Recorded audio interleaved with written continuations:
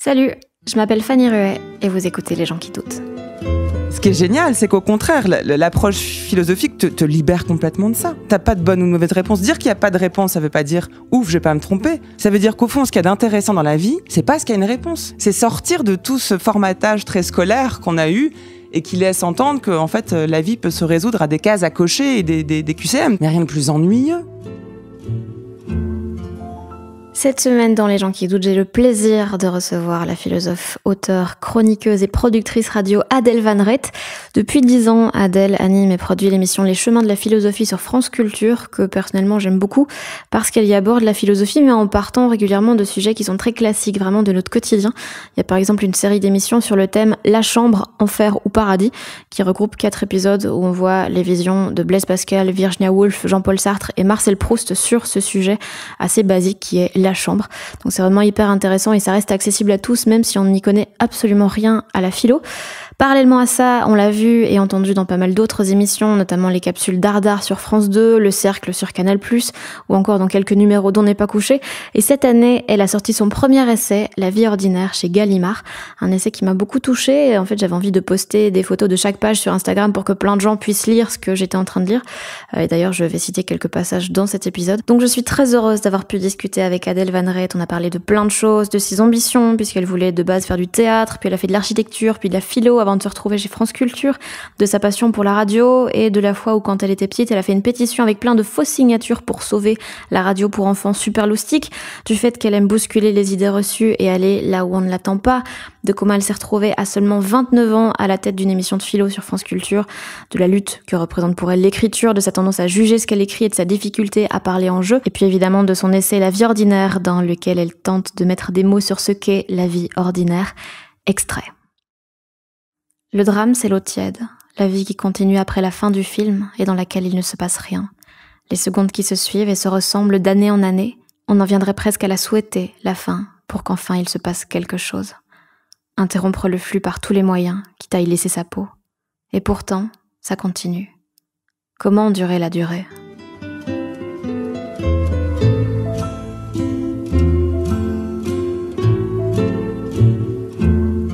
J'y connais rien en philo. Donc, je vais vachement scotcher à ma feuille, je pense, parce que j'aurais peur de dire n'importe quoi. Mais on s'en fiche. Enfin, le but, c'est pas de faire un cours de philo, si ? Non, mais même des fois, genre, potentiellement, si je te pose une question où tu dis, mais ça n'a pas de sens, en fait. Non, mais toutes les questions ont un sens. Non, enfin, sois pas inquiète là-dessus. T'inquiète, vraiment. Ok. J'étais assez angoissée de t'inviter. Et puis, j'en ai parlé à Alex Vizorek. Et il m'a dit, non, tu verras, c'est la plus marrante de France Culture. Puis, il a ajouté quand même, ils sont pas très drôles chez France Culture, mais quand même. Donc voilà, ça m'a un peu... Je me suis dit, allez, si Alex dit que ouais, c'est bon. Déjà, j'ai beaucoup aimé le livre. Mais j'ai ressenti un truc un peu contradictoire de... À la fois une sorte de grosse angoisse de « Oh mon Dieu, elle a mis des mots sur une chose que j'avais même pas remarqué. » Donc c'est comme quand tu fais remarquer un bruit et puis qu'après on sait plus se détacher de ça. Et d'un côté, une sorte de truc extrêmement agréable, quelque chose d'un peu une insatiabilité comme ça de « Oh mon Dieu, j'ai plein de choses à lire à ce sujet-là » parce que tu laisses plein de petites portes qu'on peut aller ouvrir pour se renseigner sur d'autres choses. Et donc j'ai eu ce truc vraiment très, très contradictoire. Bon, du coup, au final, c'est positif. Mais voilà, je voulais juste dire ça au début. Ça m'étonne pas du tout, parce que c'est vraiment un des effets du livre. Enfin, tu dis contradictoire, oui, et encore, enfin, parfois la contradiction est accueillie avec beaucoup de plaisir et parfois elle dérange. Mais j'ai bien conscience de ce côté-là du bouquin qui parfois peut déranger parce qu'il nomme des choses qu'on n'avait pas du tout envie de voir nommer, ni de se rendre compte qu'en fait on les voyait mais on savait pas qu'on les voyait. Et de l'autre, il propose pas de solution en fait. Enfin, c'est que je donne les problèmes puis après je dis bah voilà. Démerdez-vous. C'est un peu ça. Donc je comprends aussi une espèce de frustration, voire de déception, enfin il y a une ambivalence en tout cas qui est inhérente au texte et que j'assume tout à fait. Enfin, je la comprends. L'ordinaire n'est pas le banal, unanimement déprécié. Le banal est fade, lisse et transparent. Il glisse sur moi et ne retient pas mon attention. Il me laisse tranquille. L'ordinaire, au contraire, pesait à l'intérieur de moi. Je me sentais consubstantiellement liée à lui. Il semblait arriver à mes intestins et me lestait d'un poids familier. Je ne le voyais pas, mais je savais qu'il était en moi. Je me sentais grosse d'ordinaire, comme on incube d'une maladie. L'ordinaire n'est pas non plus le quotidien, facile à décrire. Je peux énoncer chaque geste, chaque objet, chaque personne qui compose mon quotidien. D'ailleurs, je dis mon quotidien, mais mon ordinaire, lui, semblait indescriptible. J'avais mis le doigt sur quelque chose. Que m'évoquait ce mot? Un lieu, un état, une attitude? Tout se passait comme si je ne voulais pas savoir. L'accès était bloqué. Malaise. J'aurais pu m'en détourner, penser à autre chose, mais c'est par le corps que ça me prenait. Je voulais comprendre. Le harpon était lancé, je n'étais pas en paix. Et ce mot d'ordinaire m'a mis sur la piste de l'intranquillité. Tu veux bien définir l'ordinaire? J'aimerais bien, mais si j'avais une définition, j'aurais jamais écrit de livre, je crois. De façon dont... Enfin, expliquer aux gens de quoi ça parle. C'est quoi l'ordinaire dont justement sur lequel tu essayes de mettre des mots? Ce truc un peu qu'on devine, mais sans pouvoir exactement faire les contours. Mais je le dis, c'est même pas pour faire je sais pas comment dire, une image ou une boutade quand je dis que c'est difficile à définir. C'est que vraiment, un des problèmes de l'ordinaire, c'est que les tentatives de définition se cassent le nez sur l'expérience. C'est d'abord une expérience. Et c'est un rapport au monde, en fait, je crois. Je l'expliquerai, mais je crois que c'est pas un lieu, c'est pas un adjectif. Souvent, dans le langage courant, on utilise ordinaire comme étant le synonyme de banal. On dit oui, ça c'est ordinaire, ça veut dire c'est pas extraordinaire, donc c'est banal, c'est courant, c'est familier, c'est commun. L'ordinaire tel que je l'entends est tout sauf banal au fond, parce que c'est cette partie de la vie qu'on a sous les yeux et qu'on passe notre temps à fuir, et qu'on ne veut pas regarder, qu'on recouvre de couches bien agréables de déni, de divertissement, de fuite, etc. Et dès qu'on prend le temps d'enlever ces couches-là, de faire un travail presque d'excavation, on arrive à ce que je nomme l'ordinaire, et qui, au fond, nous est complètement inconnu. L'ordinaire, bien compris, n'est pas du tout le familier ou le connu, c'est quelque chose sur lequel on n'a jamais mis de mots, et qui est une espèce de manière qu'a le réel de nous présenter un visage, qui est ordinaire parce qu'on croit le connaître très bien, qu'elle est là tout le temps. Il n'y a rien d'exceptionnel, c'est là tout le temps. Et en même temps, c'est comme si c'était le fin mot de tout. C'est comme si on touchait le réel pour ce qu'il est. Il y avait une espèce d'absurdité des choses. Ah bah oui, les choses sont. L'ordinaire, c'est le dernier truc qu'on peut toucher quand on enlève toutes les couches. Ce qu'on peut appeler le réel, ce qu'on peut appeler autre chose. Et qui, quand on en fait l'expérience, a quelque chose de vraiment déstabilisant parce qu'on se dit, mais, ah oui, au fond, on vit, on fait des choses, on travaille, on s'échappe, on aime, on voyage. Mais au fond, on est fait de ça, de ce rapport-là, très ordinaire au réel. Et pourquoi est-ce que ça pèse, ça, de se rendre compte de ça? Pourquoi est-ce qu'il y a un poids? C'est ça que j'essaie de nommer, de comprendre. La vie ordinaire est une vie de faux cul. On fait comme si c'était déjà ça, de vivre tranquillement. Comme si on ne voulait pas d'aventure. Comme s'il suffisait de se la couler douce dans les plis du laisser-être pour atteindre la tranquillité tant recherchée. Sauf que la plupart du temps, on n'y arrive pas. Puisque l'existence humaine est à la fois provisoire et continue, puisque rien ne dure et que le temps ne se retient pas, la tranquillité n'est pas de ce monde. Et c'est tant mieux.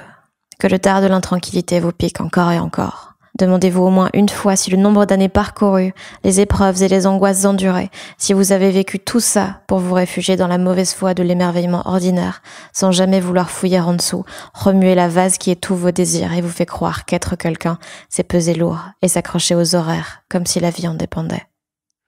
Et toi, après, donc ça fait 10 ans que tu travailles sur ce sujet-là, est-ce que ton rapport à l'ordinaire a évolué?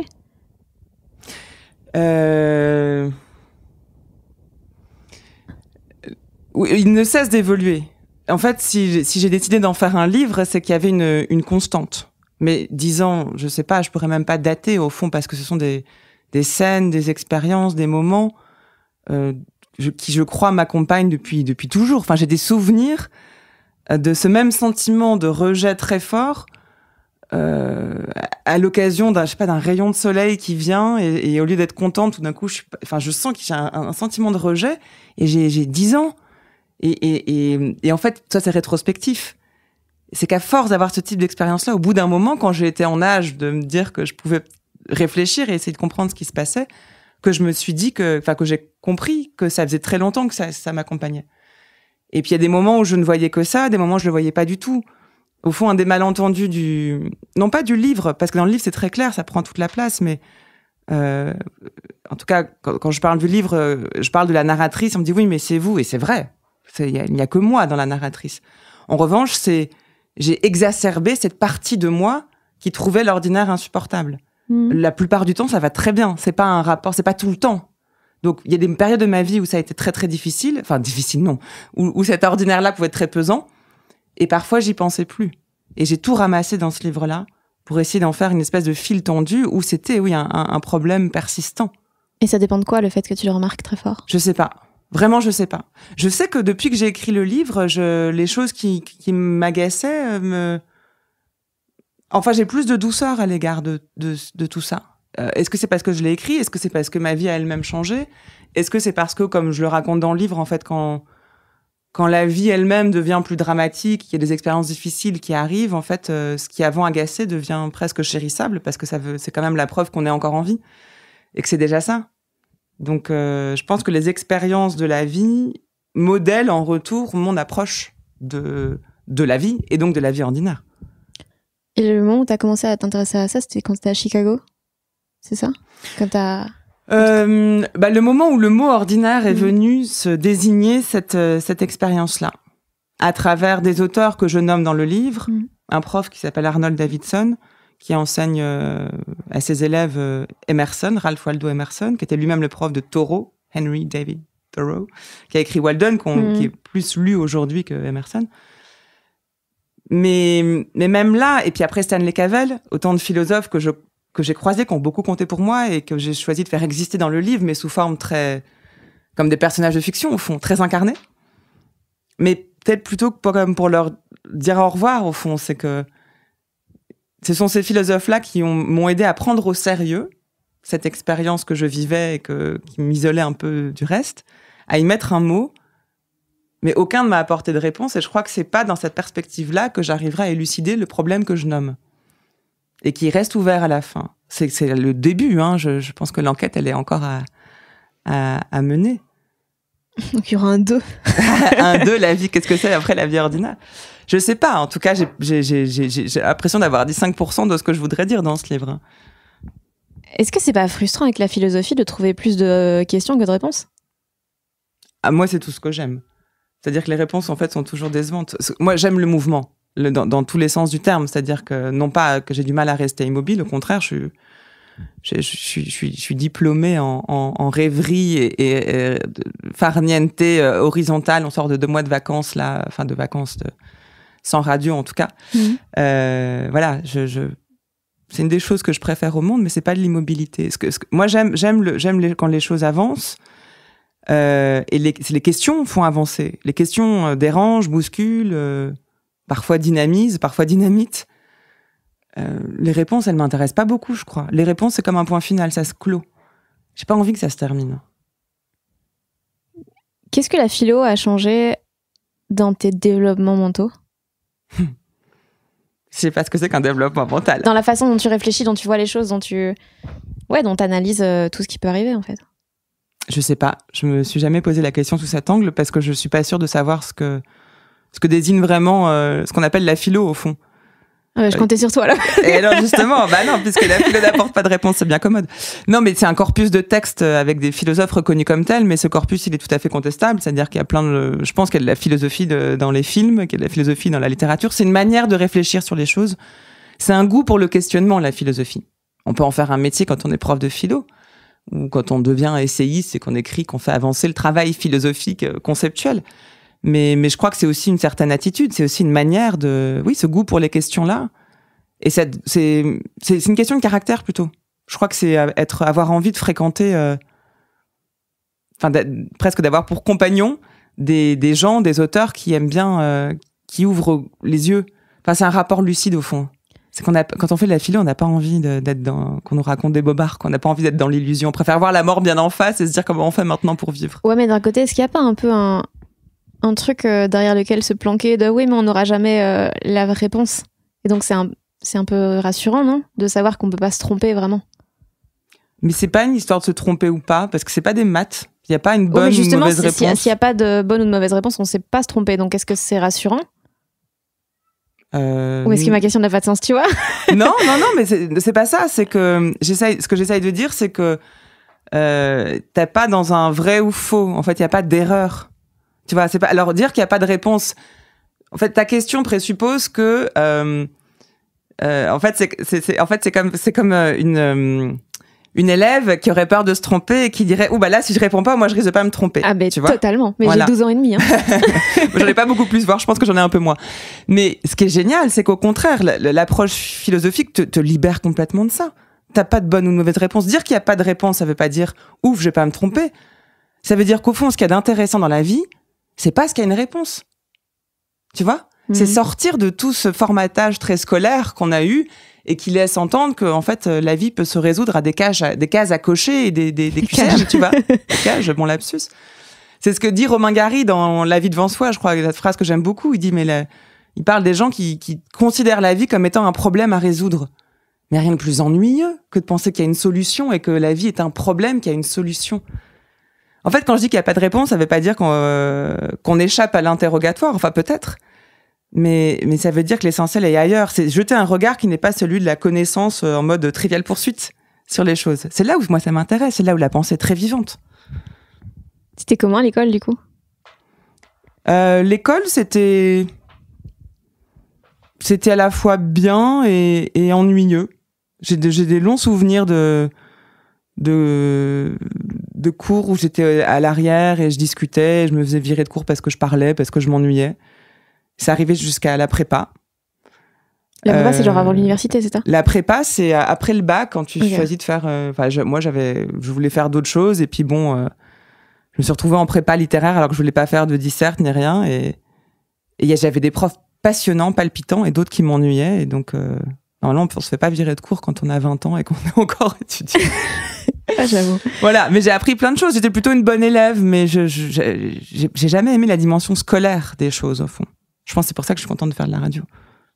Pourquoi tu t'es retrouvée là-dedans alors que de base, tu voulais faire du théâtre et puis t'as fait de l'archi ? C'est un hasard. J'ai toujours beaucoup écouté la radio, mais j'écoutais parce que j'ai toujours beaucoup écouté de musique. Donc j'ai toujours eu une radio allumée à côté de moi, et quand j'étais petite, c'était d'abord des radios pour les enfants. Ça s'appelait Super Loustic, cette radio que j'écoutais, que j'adorais, qui un jour a failli disparaître, donc il fallait signer des pétitions. Oh. Et puis comme à l'école, personne ne voulait signer ma pétition, j'ai fait plein de fausses signatures que j'ai envoyées pour sauver Super Loustic. Le slogan, c'était Super Loustic, c'est mon droit, avec un pouce levé. Et tu l'as sauvé ou pas ? Ben non, j'ai pas sauvé. Oh. Je sais pas faute d'avoir imité des fausses signatures.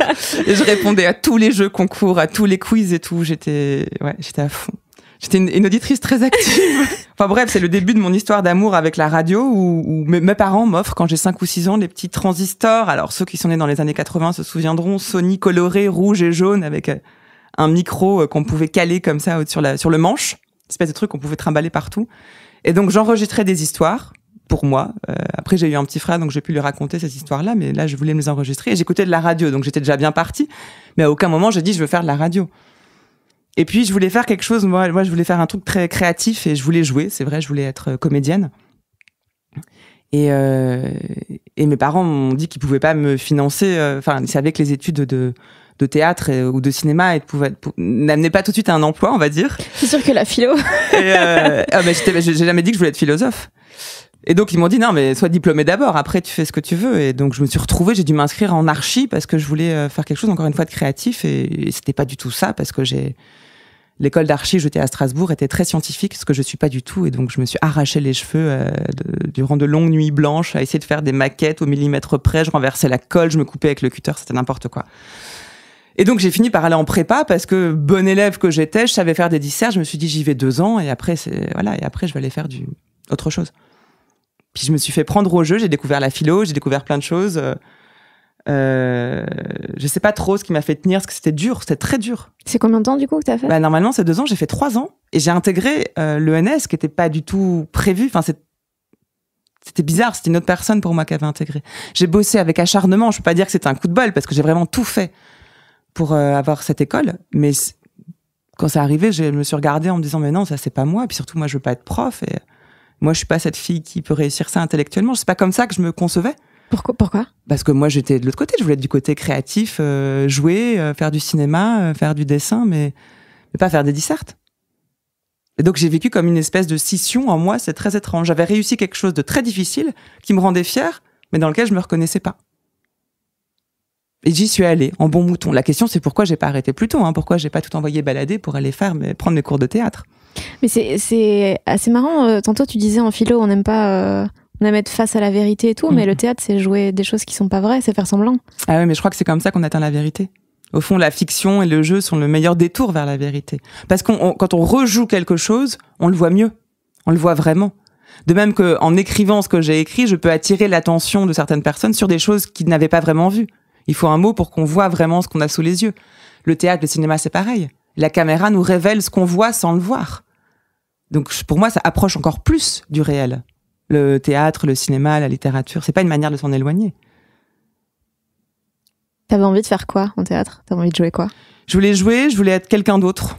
Je crois que c'était assez présent, je me le disais pas comme ça, mais j'avais envie d'être quelqu'un d'autre que moi et de vivre d'autres vies que la mienne. Alors je sais pas si c'est la mienne était particulièrement insatisfaisante, mais en tout cas c'est comme si une vie c'était... Je voulais vivre plein d'autres choses, en fait. C'était une sorte d'appétit de la vie qui faisait que je voulais vivre plein d'expériences différentes. Alors que là, je pense qu'il y a quasiment mot pour mot l'inverse dans le livre aujourd'hui, non ? Je voudrais pas vivre d'autre vie que la mienne. Ouais, exactement. Mais il y a toujours ce même problème d'arriver à dire que cette vie est bien la mienne. Tu vois ? Au fond, c'est peut-être que ce qui m'a... Et je pense que c'est ça, d'ailleurs. Ce qui me donnait envie de devenir quelqu'un d'autre, de vivre d'autres vies que la mienne, c'est parce que la mienne ne me paraissait pas être la mienne. C'est comme si j'étais à côté de ma propre vie. Et c'est qu'en jouant d'autres rôles, j'allais peut-être approcher de ce qui me semblait être plus proche de ma vie. Et donc, comment t'as fait, au final, pour être plus proche de ce que t'étais ?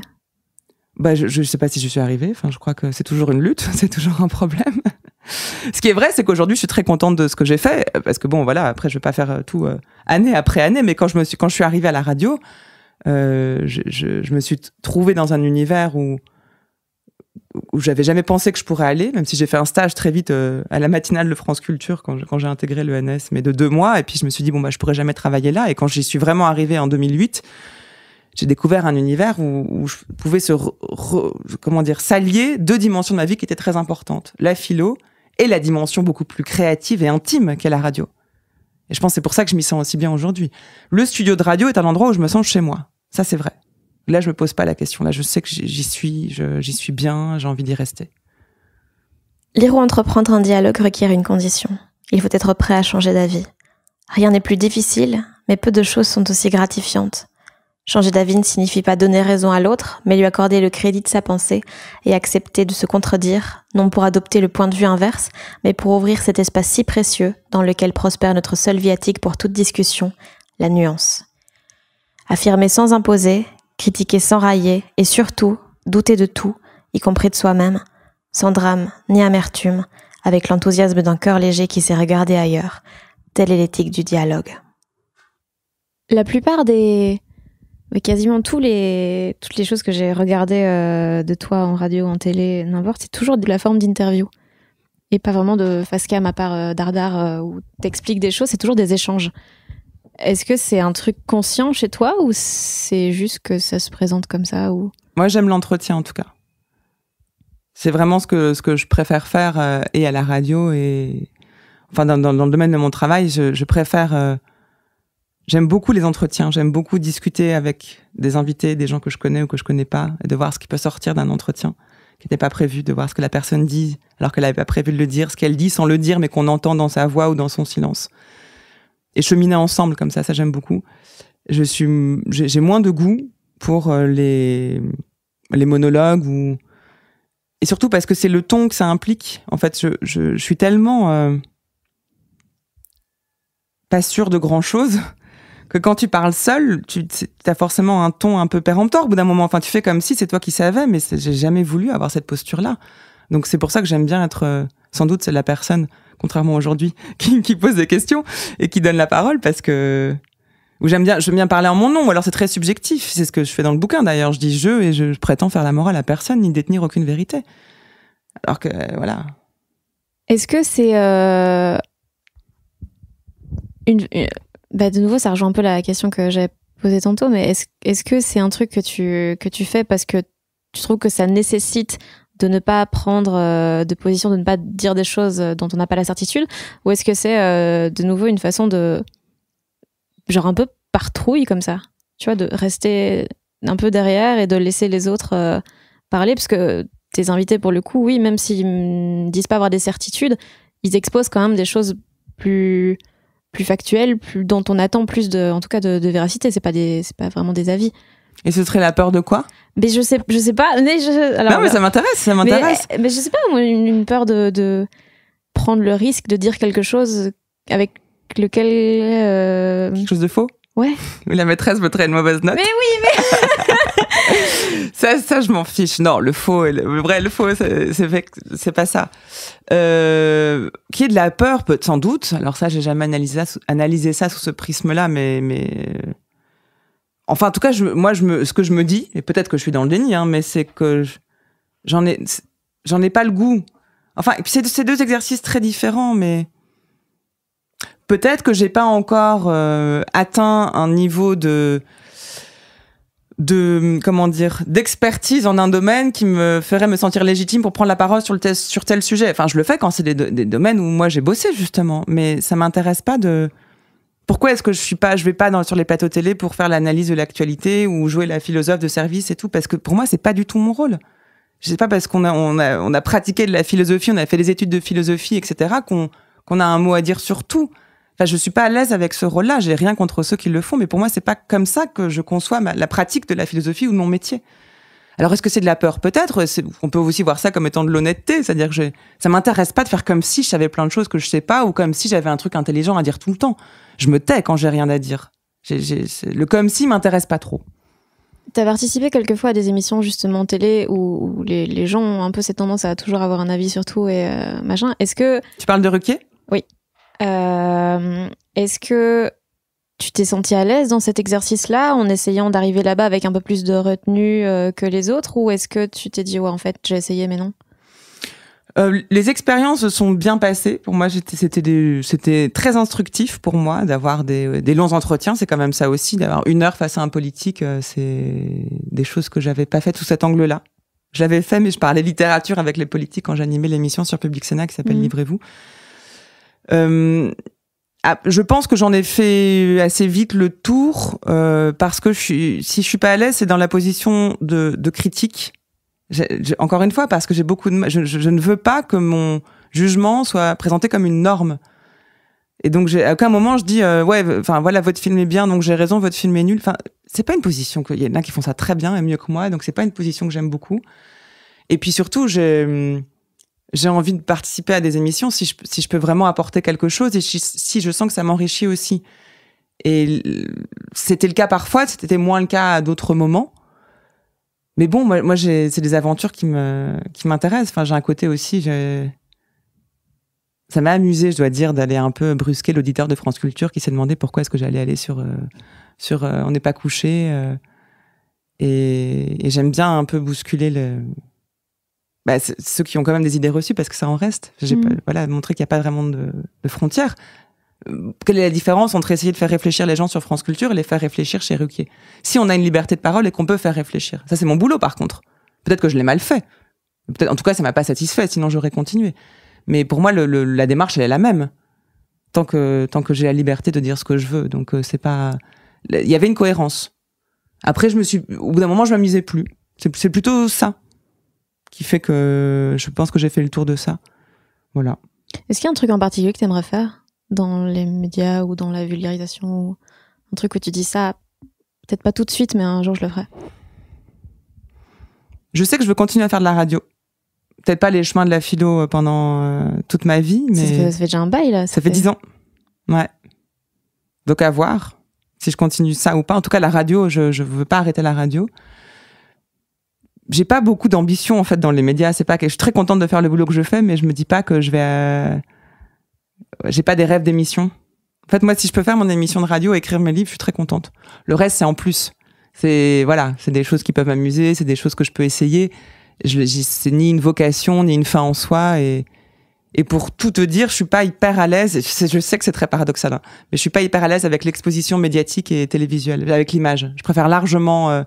J'aime bien l'idée d'une émission qui est beaucoup écoutée, que les gens adorent, mais qu'on n'associe pas forcément à mon image. Tu vois ce que je veux dire? Je dissocie vachement ça. Et j'aime bien vivre un peu peinard, donc je préfère ça. Alors pourquoi je fais de la télé, hein, c'est la question. Évidemment, il y a une contradiction. Je dois chercher autre chose, ou alors je suis pas au clair avec moi-même. Mais c'est pas ce que je recherche. Et la télé conduit quand même à ça. Quand t'as repris les chemins de la philo, donc on avait un autre nom, apparemment ils hésitaient à te le filer à toi parce qu'ils avaient d'autres noms en tête assez gros. Luc Ferry, je pense. Oui, enfin c'était des noms de personnes beaucoup plus connues et médiatiques que je ne l'étais du haut de mes 25 ans, ça c'est sûr. C'était 25 que t'avais 2008, je suis née en 82, décembre 82, donc oui, 25 ans. Non, quand je suis arrivée à France Culture, quand j'ai repris les chemins de la philo, c'est 2011, donc j'avais 29 ans. Ok, comment ça devait être terrifiant. 28, ouais. De se dire, ok, ils auraient pu le filer à quelqu'un qui a déjà prouvé en quelque sorte sa valeur entre guillemets, et puis toi tu te retrouves avec ça dans les mains. Comment tu t'es sentie ? Le premier direct, tu veux dire ? Ouais, ou même quand ils t'ont annoncé en fait, tiens, voilà l'émission. C'était dingue. C'était dingue, j'étais terrorisée, ouais. Ah oui. J'étais très contente et complètement flippée, ouais, c'est exactement ça. Mais comment c'est tellement huge. J'ai sauté. J'ai fait. Alors, il y a un truc qui m'a permis de faire plein de choses dans ma vie, c'est que même quand je suis terrifiée, j'y vais. Ça, c'est vraiment un des seuls trucs que j'ai observé chez moi et qui m'a fait faire aller, qui m'a fait faire réussir des choses qui me paraissaient impossibles. C'est que c'est comme dans un grand bain, et t'es sur un plongeon de 20 mètres et tu fermes les yeux et tu sautes. Puis la plupart du temps, ça se passe bien. Parfois, ça se passe mal. Et c'est ce que j'ai fait. J'ai sauté et puis j'ai commencé les directs les uns après les autres. Et mon troisième direct, l'invité n'est pas venu. Donc j'ai appris très, très, très, très vite. Et du coup, il s'est passé quoi ? Il est arrivé au bout de 30 minutes. Donc pendant 30 minutes, j'ai meublé. Et meublé dans une émission de philo ? Ouais, je l'ai fait. Je passais les extraits, je lisais des textes, je blablatais, je faisais. Il est arrivé, je l'ai reçu, imperturbable. L'émission s'est terminée, l'invité est parti. Je me suis effondrée. J'ai tenu bon le temps de la bataille. Et là, c'était un renseignement sur moi-même. Ça voulait dire, ok, je peux. Bon, après, je craque. Et je me suis, évidemment, on craque, c'est normal. Hein. Et donc, je me suis découverte aussi à ce moment-là. Il y a d'autres choses que l'émission, que ton travail t'a appris sur toi-même ? Oui, sans doute que je me lasse pas que j'ai une espèce de curiosité qui se lasse pas. Parce que chaque année, je me dis, bon, là, j'ai fait le tour.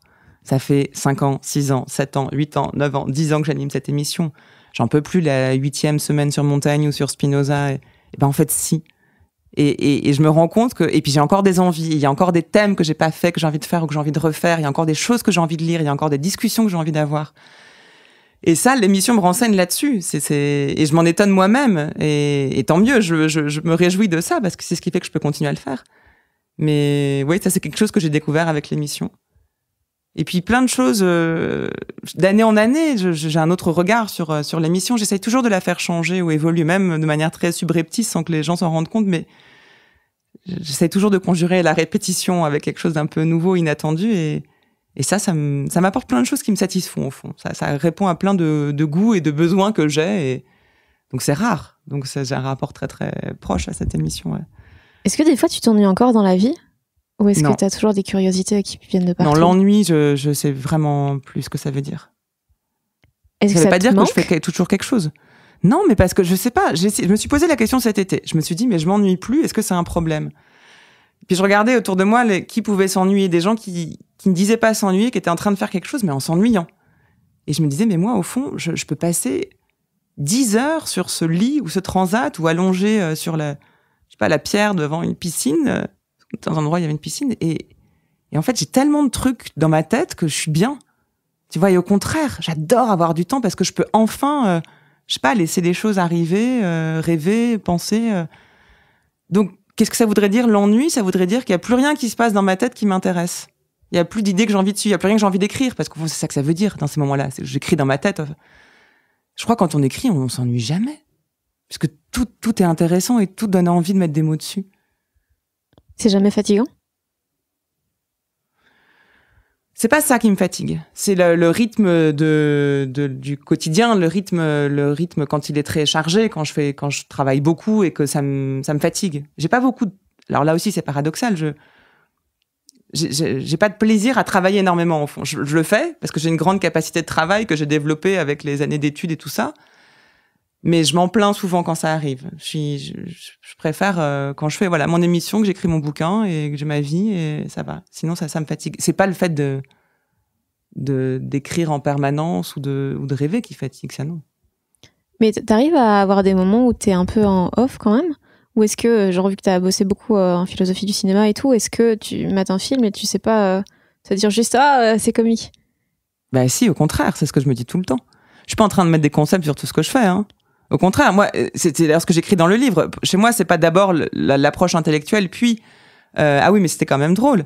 C'est parce que quelque chose me fait rire ou m'interpelle ou me rend triste que ça m'interroge. Oui, mais justement, est-ce que du coup, des fois, t'es pas fatigué de chercher toujours le pourquoi du comment?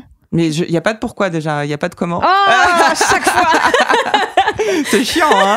C'est chiant d'interroger quelqu'un qui répond ça tout le temps.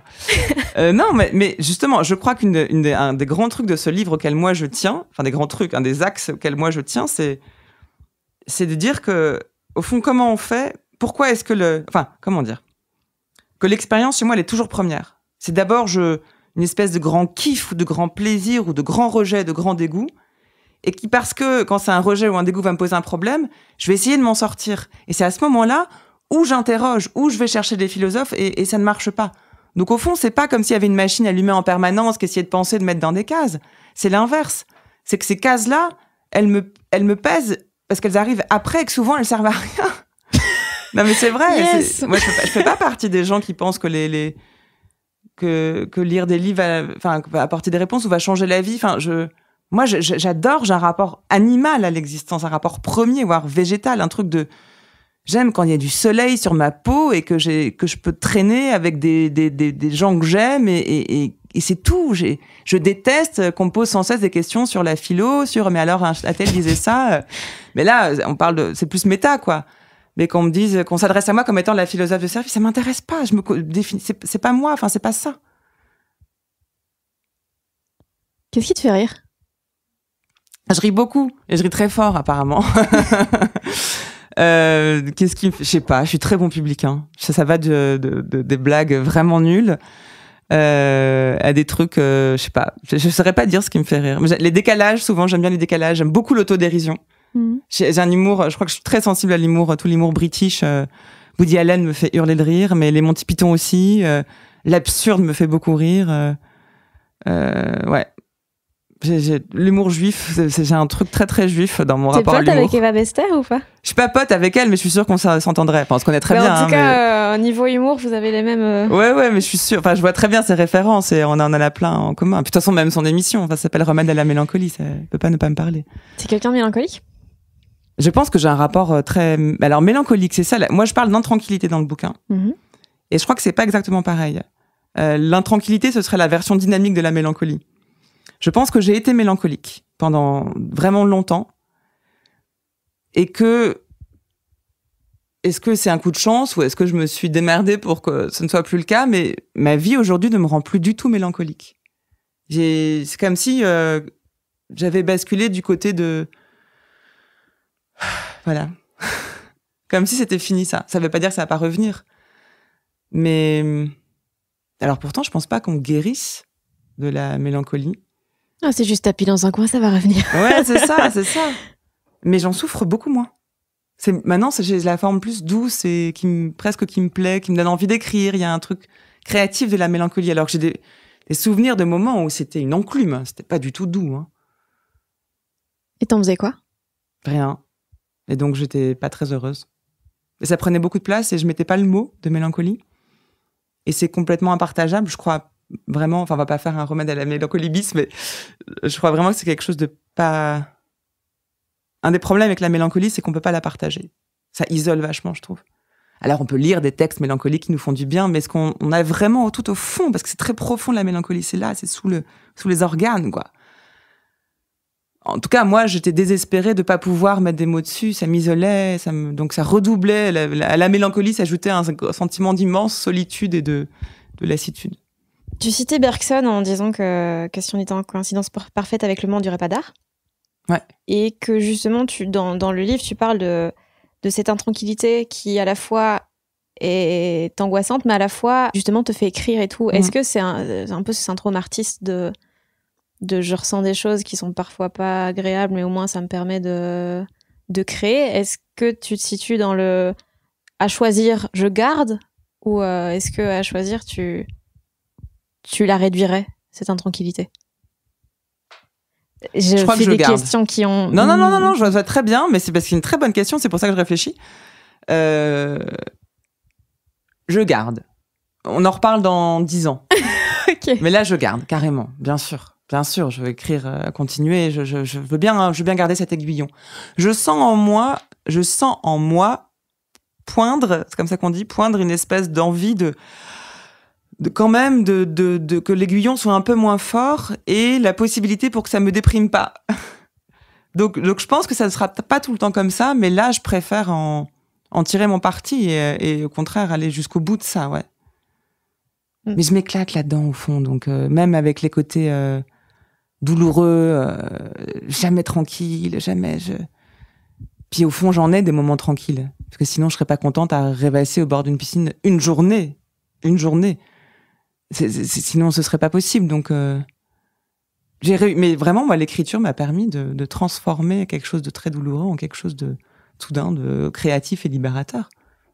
C'est quand même une lutte pour toi, l'écriture ? C'est une lutte. Alors, bien sûr, c'est une lutte, mais pas toujours celle qu'on croit. Et moi, j'ai pas du tout, c'est pas la lutte, je sais pas, de la page blanche ou de quels mots il faut mettre et tout. Ça, j'ai pas ce souci-là. Au contraire, je manque de temps pour écrire, donc dès que je peux, je me retrousse les manches et puis voilà. Il y a des fois, ça marche pas forcément, mais en revanche, je me dis jamais, oh là, tiens, qu'est-ce que je pourrais écrire ? C'est plutôt, non, mais là, je voudrais l'écrire et il peut y avoir un état d'esprit qui est pas propice à écrire. Il y a des moments où ça sort moins bien que d'autres, mais je sais que c'est là, au fond, donc ça me rassure. La lutte, elle se situe pas ici. La lutte, elle est pour dégager du temps. Ça, c'est vrai. Très compliqué de dégager du temps pour écrire, parce que je n'arrive pas à écrire un quart d'heure par-ci, un quart d'heure par-là. Il faut que je me dégage 2-3 jours, ce qui est très compliqué avec l'émission, les enfants, la vie, etc. Et encore, si je pars 3 jours, je mets 1 jour à m'y mettre. Le 2e, j'arrive à peu près. Le 3e, je m'en vais. Donc, au final, ça fait vraiment très peu de temps. Et la lutte, elle est avec ce qu'on pourrait appeler le surmoi, avec la petite chose qui me regarde écrire, qui me dit, mais non, tu vas pas écrire ça.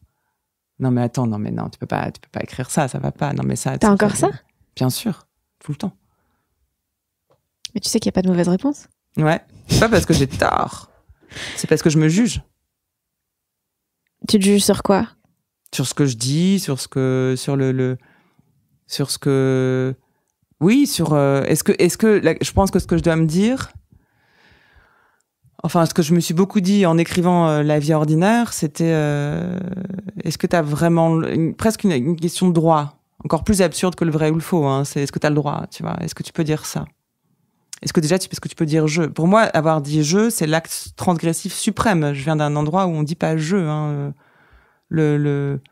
sa propre personne passe toujours après. Et puis là, je dis je parle en mon nom et je crée une narratrice qui me ressemble beaucoup, qui dit des choses très intimes. C'est un acte ultra transgressif pour moi d'avoir fait ça. Ça paraît rien pour le lecteur. Et moi, ça a été un combat d'accoucher de ça. C'est quoi ta rigueur de travail, vu que tu as 1000 projets en même temps, 14 émissions à écrire en permanence, c'est quoi ta rigueur d'écriture ? Enfin, j'en ai pas. Ah, ok. J'ai pas de rigueur du tout. C'est quand j'arrive, c'est bien. Okay. quand j'arrive à dégager du temps et que ça marche, voilà.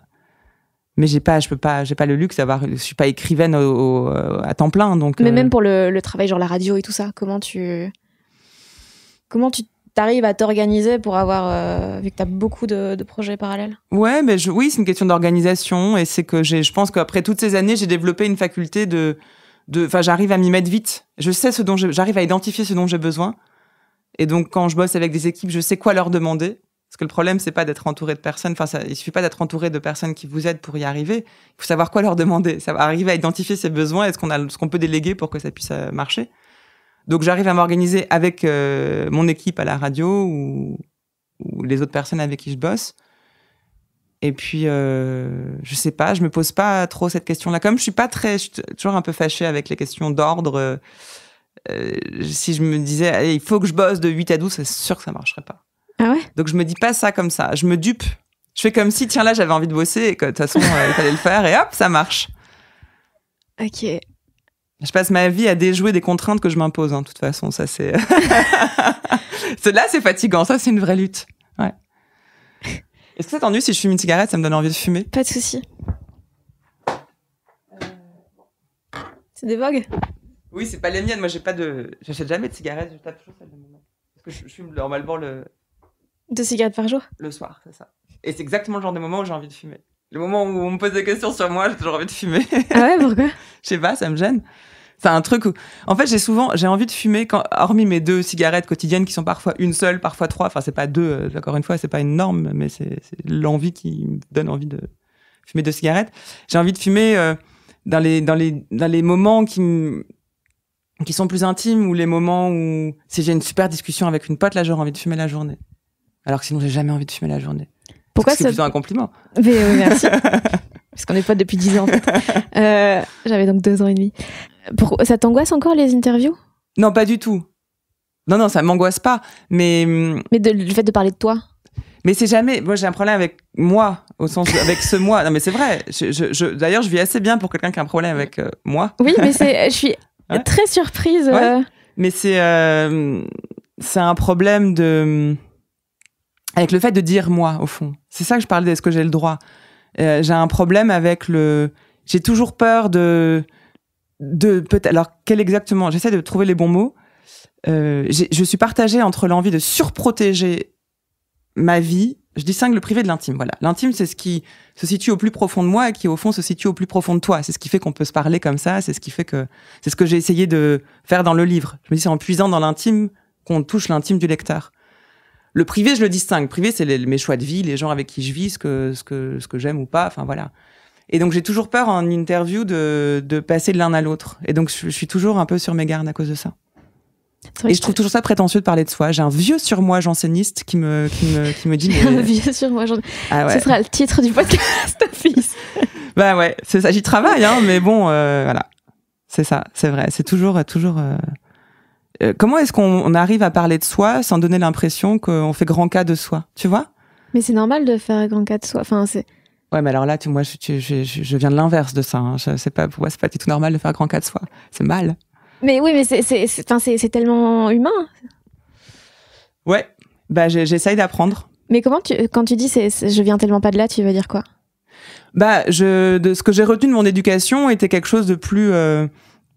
c'est moi je dis ce que j'ai retenu parce que c'est pas forcément ce qu'on m'a appris, mais en tout cas, c'est comme ça que moi je l'ai vécu. Une espèce de... Voilà, il faut... Quand le moi prend trop de place, c'est un problème. Tout de suite, ça peut devenir de l'orgueil ou quelque chose. En plus, moi, je suis grande et j'ai toujours été grande et j'ai toujours parlé fort et donc et ça part en famille, hein, mais plutôt dans mon rapport avec les autres, c'était plutôt voilà, on me demande. Enfin, je sais pas, ça prenait trop de place. Je dis ça, hein, je dis pas ça prenait trop de place. Ça va vraiment loin ma névrose. Et je pense que j'ai intériorisé un truc. Ah oui, non, faut pas trop parler, faut pas trop le dire et tout. Combien d'années de thérapie là? Ouais, bah j'ai pas fini. Hein. Et qu'est-ce que j'ai choisi comme métier? Un métier où je parle tous les jours. Donc, je me suis libérée aussi. Dernière question du coup, est-ce qu'il y a des choses qui te titillent assez dans la vie pour que tu aies envie d'en faire de nouveau une recherche assez longue, un roman Oui, alors je pense que je vais beaucoup écrire sur la mort dans les temps prochains. Yes, that's my girl. Voilà, je crois que c'est vraiment... ouais. C'est ça qui m'accompagne. Je peux demander pourquoi? Parce que j'y pense beaucoup plus depuis quelques années. Alors, je sais pas si c'est l'âge. Quand on vieillit, je me sens pas spécialement vieille, mais au bout d'un moment, on se rend compte que tout le monde autour de soi se sent vieux, donc nous aussi, on doit l'être. Non, je suis un peu fascinée par le temps qui passe. Et ce qui est présent dans le livre, déjà, dans La vie ordinaire, comment on fait pour... on veut retenir le temps, en même temps, on n'y arrive pas. C'est ça qui rend intranquille... ce qu'on appelle la finitude en philosophie, le fait qu'on va mourir. Et je crois que ça rend... Qu'est-ce qui se passe quand on le voit vraiment en face? Est-ce que c'est insoutenable? Et comment est-ce qu'on peut jamais être prêt à mourir? Pour moi, ça reste quelque chose de... Enfin, je sais pas. Je comprends même pas qu'on puisse être prêt à mourir. Ça reste... Je pense que j'ai très peur de la mort et qu'en même temps, je sais que c'est parce que je suis mortelle que j'aime autant la vie. Donc, il y a ce paradoxe-là. C'est ce qui me rend vraiment vivante. Mais c'est une idée qui est difficile même à cerner, puis on peut pas imaginer ce que c'est. Donc j'en ai pris conscience. Mon père est tombé très malade il y a pas très longtemps et donc ça m'y fait penser encore plus. Et ça me fait voir, je pense que j'ai vu ma vie sous un autre angle. Et ça m'a, voilà, il y a plein de choses qui se sont passées, donc je pense que plein de choses à écrire là-dessus. Merci Adèle. Merci Fanny. J'espère que ce petit bout de discussion avec Adèle Van Reet vous a donné envie de lire son premier essai La vie ordinaire. Il est disponible chez Gallimard. Vous pouvez écouter Les chemins de la philosophie du lundi au vendredi à 10h sur France Culture et tous les précédents épisodes sont disponibles en ligne. Le lien se trouve dans la description et dans cette même description, vous trouverez toutes les références faites et les philosophes cités dans ce podcast. Merci d'avoir écouté Les gens qui doutent évidemment. Si vous venez de découvrir le podcast, bonne nouvelle, vous avez plein d'autres épisodes à rattraper avec Eva Bester, Alex Vizorek, Sophie-Marie Larouille, Kian Kojandi et plein d'autres. Vous pouvez vous abonner via votre application de podcast et mettre des étoiles sur iTunes. Vous pouvez aussi soutenir ce projet en faisant des dons via Patreon. Et vous pouvez me suivre sur Facebook, Twitter, Instagram en tapant Fanny Ruet pour ne rien manquer de la suite. Bisous! Et j'ai oublié de vous dire que cet épisode avait été mixé par le fabuleux Maxime Moitieu.